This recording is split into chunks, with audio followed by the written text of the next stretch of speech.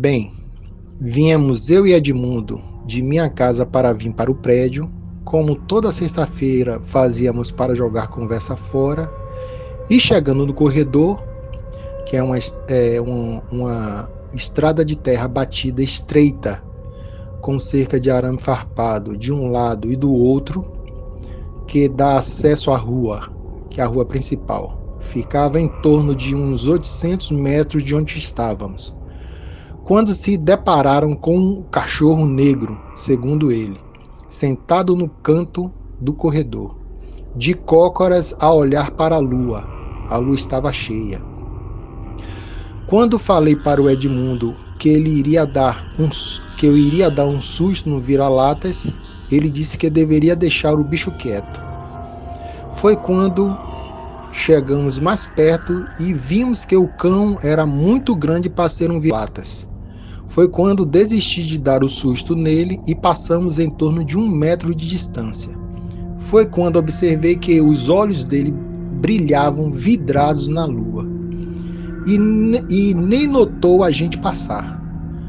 Quando do nada Edmundo bateu o pé forte no chão de terra para chamar a atenção do cramulhão, que na mesma hora olhou para a gente e se levantou ficando de pé, ficando em torno de mais ou menos 2 metros de altura. Aí foi uma correria só, até parar no prédio onde estávamos. Levamos a sério o relato dos dois porque, mesmo novos, éramos muito centrados e confiança uns nos outros. O problema maior era Leonel, que morava voltando no corredor, e disse que ninguém nesse mundo faria ele voltar sozinho. Nos prontificamos em levar ele de volta, são e salvo, na casa dele, já que a mãe dele só dormiria quando ele chegava. Cada um de nós fomos nas nossas casas e nos armamos como pudemos. Era em torno de 20 adolescentes armados de faca, foice, facão, espingardas, e cada um com uma lanterna. No ponto onde eles viram o bicho estava muito revirado e seguimos em frente até deixar Leonel em casa junto à mãe, que perguntou o que tinha acontecido porque nunca tínhamos levado ele até a porta de casa. Detalhe, nem um corredor e nem a casa de Leonel tinha luz elétrica. Eu falei a ela que tínhamos vontade de passear e aproveitamos para levar Leonel até a casa dele. Ela não acreditou muito, devido a todos estarem armados. Falou, sei, e deu boa noite e fechou a porta. Na volta, foi da mesma forma. Não encontramos nada de estranho até voltar à rua principal. Cada um tomou um rumo de casa e fomos dormir. No sábado pela manhã, fui visitar seu Antônio, que tinha desaparecido da redondeza. Cheguei na porteira e gritei, "Ô de casa?" E ele respondeu, "Ô de fora." Transpassei a porteira e notei que seu Antônio estava arranhado no rosto. Perguntei o que houve e ele me falou que tinha arranhado o rosto num pé de mandacaru, que tinha de monte no fundo da casa dele, como em todo o bairro.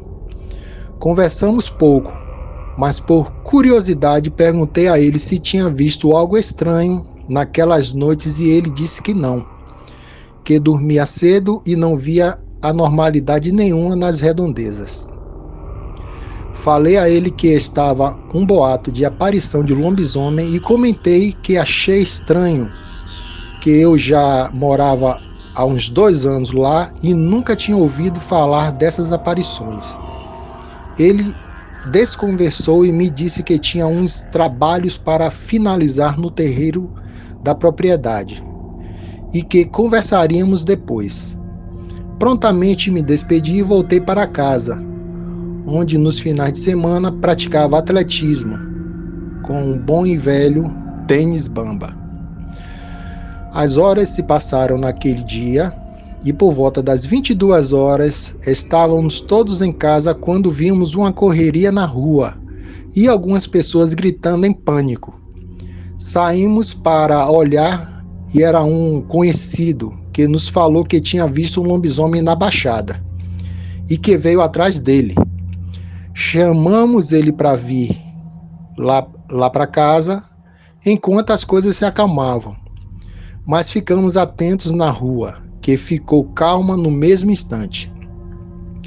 Minha mãe trouxe um café quente com biscoitos para a visita, que nos contou que estava vindo da cidade e quando passou no pontilhão, viu um movimento diferente, mas não ligou. Chegando no pé da ladeira onde morávamos, não era iluminado, ele viu sair do mato alto um cachorro bem grande. Quando ele passou afastado do suposto cão e encarou o bicho, viu os olhos vermelhos e dentes à mostra. Foi quando subiu a ladeira correndo e gritando. O bicho correu atrás dele, mas desistiu devido à gritaria que ele fazia ao correr. Passado meia hora, fomos levá-lo em casa para sua segurança, mas levamos um facão, espingarda e minha mãe um rosário para proteção de assombrações de outro mundo, segundo ela. Deixamos ele em casa e voltamos ligeiro e apressados na rua deserta e silenciosa. No domingo pela manhã, foi o assunto da rua o sufoco que Charles, o amigo que foi escarrado pelo lobisomem, passou na noite anterior. Vieram me perguntar o que tinha visto, mas eu não tinha visto absolutamente nada, só mesmo que Charles contou.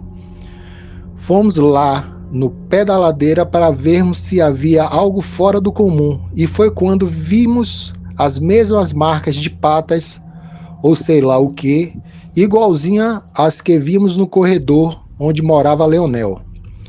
Comentamos que provavelmente seria o mesmo bicho. A rua inteira já estava em alerta máximo, com todo ocorrido e que qualquer momento o monstro poderia ser surpreendido ou até mesmo capturado, ou quem sabe escarrado para sempre do bairro.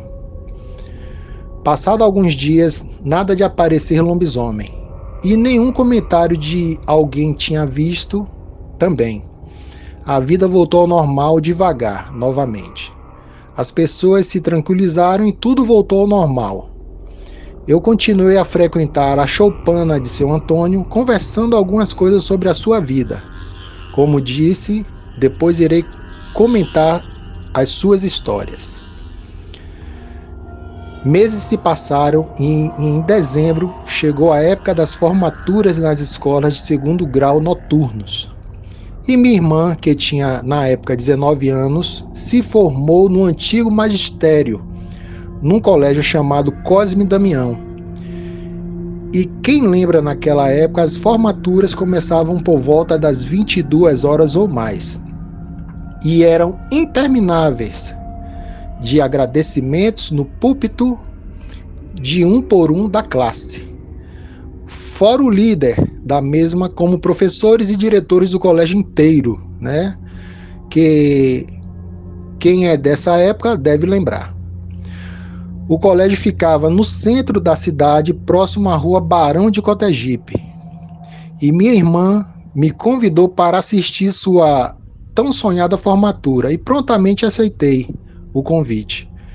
Mas sem antes falar a ela que levaria a minha paquera chamada Cláudia, que morava no bairro do Matadouro, que ficava do lado oposto da cidade. Ela disse que não teria problema algum. No dia marcado, estava eu todo arrumado com minha melhor roupa, calça de linho bege e sapato social marrom, impecável. Estava eu todo arrumado na frente de casa, esperando a minha irmã se arrumar. Quando por volta das 20 horas, seu Antônio passou na porta de casa vindo da cidade, com seu velho e surrado chapéu de palha, roupas bem modestas e facão na cintura. Quando parou no meio da rua e me disse: "Vai a alguma festa, meu amigo de prosa?" Falei a ele que sim, minha irmã iria se formar naquela noite. Ele me olhou nos olhos e me disse: não esqueço até hoje as palavras que me falou. Vá e volte cedo, e se não voltar cedo, não volte sozinho. Aí eu perguntei a ele por que me falou aquilo. Ele sorriu. Sorriso de asmático devido a tanto fumar cigarro direto no rolo de fumo. É o famoso cigarro de palha. E me disse simplesmente que tinha lobisomem na baixa. Na mesma hora virou as costas e foi em direção à sua tapera. Eu falei a ele que não acreditava naquilo, que estávamos prestes a entrar no século XXI e que essas lendas já não mais existiam. Ele continuou no seu passo e nem olhou para trás. Continuei ali observando a rua e chegou a hora de irmos para a formatura no colégio. O ambiente estava muito bom. Combinei de encontrar a namorada na porta do ginásio e ao chegar nos encontramos. Ela tinha pouco tempo que chegou e entramos para ver a formatura. Era por volta das 22 horas e ainda nem sinal de começar. Por volta das 23 horas, o diretor abre a formatura, referendando os formandos. Aí iria começar de fato. Minha previsão era que essa formatura terminaria por volta das 23h40 ou mais. Mas tudo se atrasou com tanta gente falando no microfone. Fui próximo de minha irmã e disse a ela que não poderia ficar por mais tempo, devido a minha namorada ter horário de chegar em casa. Ela concordou e falou que poderia ir e que, finalizando a formatura, iria com algumas amigas para casa. Me despedi de alguns conhecidos e partimos para o bairro onde ela morava. Andamos pelas ruas tranquilas da cidade e fomos conversando e parando em algumas praças para conversar e paquerar. Quando olhei para o relógio já eram mais de meia-noite e apertamos o passo. Chegando na rua dela, nos aproximamos da casa onde os pais dela nos esperavam.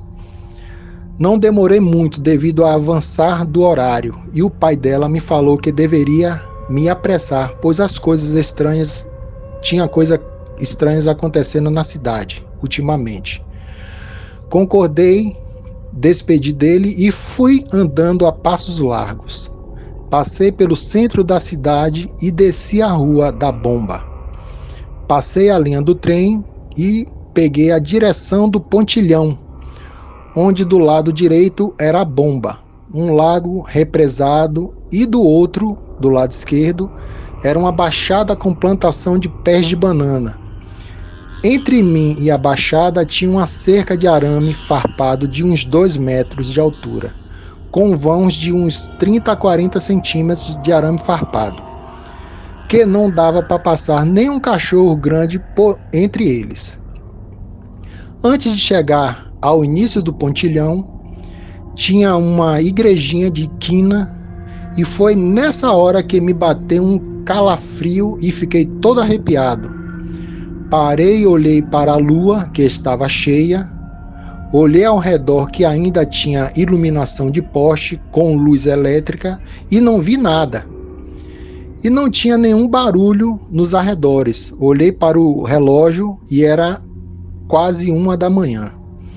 Acelerei o passo com o sapato social batendo forte no chão de terra batida, onde se encontrava o acesso ao meu bairro. No pontilhão não tinha luz artificial, mas tinha a luz da lua, que estava muito bela e clareava tudo ao redor. Ora olhava para trás e ora olhava para a baixada e para a Bomba, que é o lago, mas nada apareceu. Esse pontilhão tinha em torno de uns 150 metros, e quando já tinha vencido mais da metade dele, observei logo na ponta, lá na frente, que tinha um poste com luz elétrica, clareando o caminho. Me senti aliviado e ao passar ao me aproximar do poste, eu dei uma última olhada para trás. E eis que um cão bem grande de cócoras estava a me olhar, com os 2 olhos reluzindo à luz da lua. Dava para ver nitidamente que não era um cachorro, pois, como disse, tanto o lago como a cerca que dava para a baixada não dava acesso para animais daquele tamanho. Foi quando ele ali parado, me olhando com as orelhas grandes, parecidas com a de um jumento, e um focinho parecendo a de um porco, começou a levantar, ficando bem alto e bem mais alto do que eu. Foi aí que o chão se abriu diante de mim. Era o tal lobisomem, que todos falavam na redondeza. No mesmo instante, corri numa agilidade tão grande, com medo, que percorri uns 700 metros em pouco tempo. Corri até um determinado ponto sem olhar para trás. E chegando mais adiante, olhei e não tinha nada a me perseguir. Passei pelo último ponto, que era uma encruzilhada, e subi a ladeira onde dava para minha casa, igual um foguete. Chegando no portão, abri muito rápido e, de tão nervoso que estava, não conseguia colocar a chave no trinco da porta. Nesse instante, ouvi os cachorros lá embaixo latindo e apanhando. Foi aí que bati na porta com muita força e minha mãe abriu, reclamando porque de tanta agressividade naquela hora da madrugada. Então, desesperado, pedi para ela fechar logo a porta, pois vinha atrás de mim o lobisomem que todos falavam. Ela fechou e ficamos ali a escutar e olhando pela portinhola da porta, os cachorros acompanhando o bicho passar bem na frente de nosso portão. E a cada movimento, um tomava porrada tão forte que voava longe e voltava latindo novamente para tentar morder a fera. Sumiram no final da rua e eu dei graças a Deus por isso. Minha mãe me repreendeu, dizendo que não era para chegar naquela hora, pois a minha irmã já estava dormindo fazia tempo. Eu pedi desculpas e fui tomar banho e dormir. Mas quem disse que eu conseguia dormir de tanto medo? O dia clareou e me veio um pensamento de que queria que quem seria aquele bicho seria seu Antônio, por me avisar antes de ir para a formatura. Por volta das 8 horas da manhã, tomei coragem e fui à casa dele.